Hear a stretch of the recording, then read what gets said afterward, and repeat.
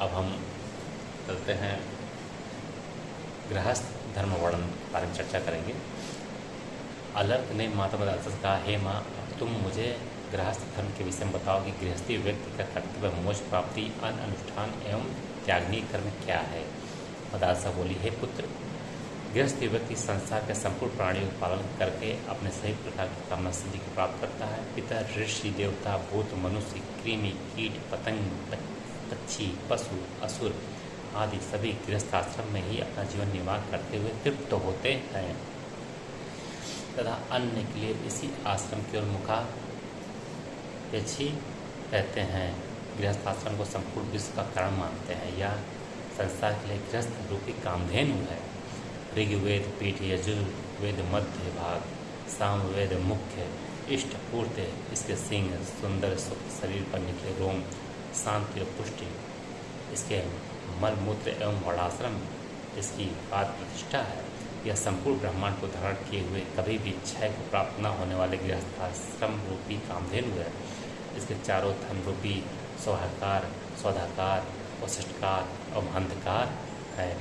इन चारों स्तनों में स्वाहाकार स्तन को देवतागण, सौधाकार स्तन को पितरगण तथा अन्य देवतुल्य मुनिगण, वशिष्ठकार स्तन को और हंतकार रूपी स्तन को मनुष्य पीते रहते हैं। इस प्रकार त्रिगुण गई या धेनु ही देवता, पितर आदि सभी को संतुष्ट करती है। जिस गृहस्थाश्रम रूपी धेनु के द्वारा मनुष्य, देवता, पितर आदि सभी योनियों के प्राणी पोषित होते हैं, उसको नष्ट करने वाला व्यक्ति घोर पापी होकर अंधता स्त्री एवं तामिक नामक नरक में गिरता है।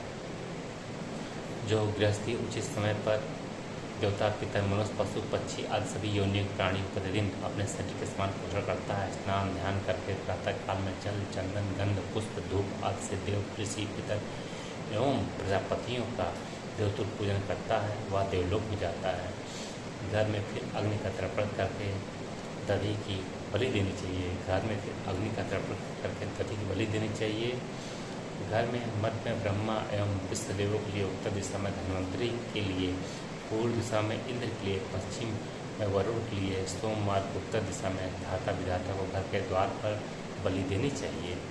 घर बाहर अरिमा के लिए आकाश में निशाचर एवं भूतों के लिए, दक्षिण दिशा में एकाग्र मन होकर पितरों को बलि देनी चाहिए। तत्पश्चात आचमन के लिए जल लेकर सभी देवताओं को बारी बारी से लक्ष्य करके विभिन्न स्थान पर जल छोड़ना चाहिए। प्रातः एवं शाम में श्वान, स्वच्छ एवं पक्षी के लिए भूमि बलि देनी चाहिए। पक्षी के लिए भूमि में बलि देनी चाहिए, इसे वैश्व बलि कहते हैं। तत्पश्चात आचमन करके घर की तरफ देख करके मुहूर्त के 8वें भाग तक अतिथि की प्रतीक्षा करनी चाहिए। उस समय आए हुए अतिथि को यथाशक्ति अन्न, जल, गंध, पुष्प आदि से उसका स्वागत करना चाहिए। अतिथि उसी क्षण में आया व्यक्ति जो कि अज्ञात कुल एवं गोत्र का हो, वास्तव में भूखा एवं श्रम से थका हुआ हो, उसके पास खाने को कुछ ना हो, वह व्यक्ति अतिथि नहीं बन सकता। जो कि मित्र है तो अपने ही गांव रहने वाला है, इसी प्रकार ब्राह्मण भी अतिथि होता है।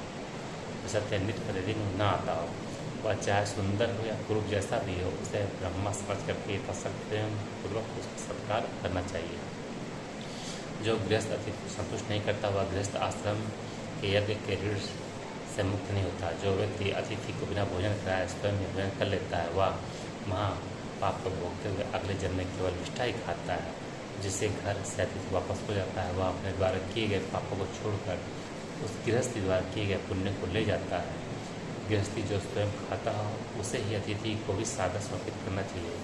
प्रतिदिन अन्न, जल आदि के द्वारा पितरों के लिए श्राद्ध करना चाहिए प्रतिदिन, और कम से कम एक ब्राह्मण को इससे अधिक अपने सामर्थ्य अनुसार ब्राह्मणों को खिलाना चाहिए। अन्न का अग्रभाग ब्राह्मण देना चाहिए तथा साधु एवं ब्रह्मचारी को भिक्षा देनी चाहिए। भोजन नहीं करना चाहिए। अतिथि सत्कार के बाद अपनी जाति, बंधु, याचक, विकल, बालक, आतुर एवं वृद्ध को भोजन करना चाहिए। या यदि कोई भूखा हो और खाने की इच्छा प्रकट कर रहा हो तो उसे भी खिलाना चाहिए। ऐश्वर्यवान, धनवान होने पर यदि उस जात का कोई व्यक्ति दुखी होकर पाप कर्म करता है तो वह धनवान व्यक्ति भी पाप का भागी होता है। संध्याकाल में आए अतिथि को भोजन के साथ साथ बिस्तर भी सोने के लिए देना चाहिए। इस प्रकार जो व्यक्ति गृहस्थाश्रम में रह कर विधाता, देव, पितर, महर्षि पशु पक्षी मृग अतिथि का अन्य सूक्ष्म कीटों को तृप्त करता है, वही गृहस्थी श्रेष्ठ है, यशस्वी है।